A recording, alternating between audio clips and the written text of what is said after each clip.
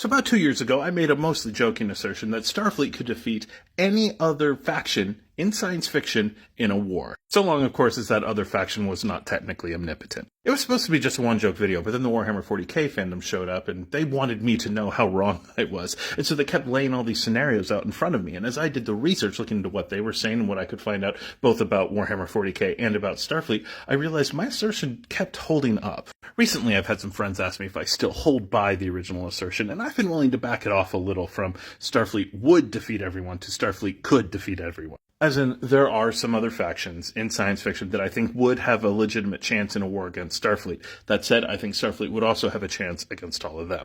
But don't worry, the Imperium of Mankind, you are still firmly in the would-be-defeated category. Over the process of making these videos, I've learned so much about so many other factions in science fiction, and I've also learned a whole lot about Starfleet. For instance, they are a lot more powerful offensively than anyone tends to give them credit for. Like Starfleet can accomplish with phasers, photon torpedoes, or just their usual scientific equipment what other franchises require whole super weapons for. Looking at you, the Death Star. Occasionally it can get mean-hearted. Some fans get super salty when they hear that their side would not win in every battle ever, and if it catches me in the wrong mood, I can be just as salty coming back at them. But let me tell you, if you ever feel like posting speculative lore videos, do it. There is an audience for it, and the research you'll do to learn more about this stuff will actually be fascinating. Most of the fans are grateful for content that is pertinent to their interests and tend to enjoy new perspectives or even appreciate or learn from them. So here's to 2 more years of fun content, and to everyone who only hate watches them, just let me know your rage feeds me.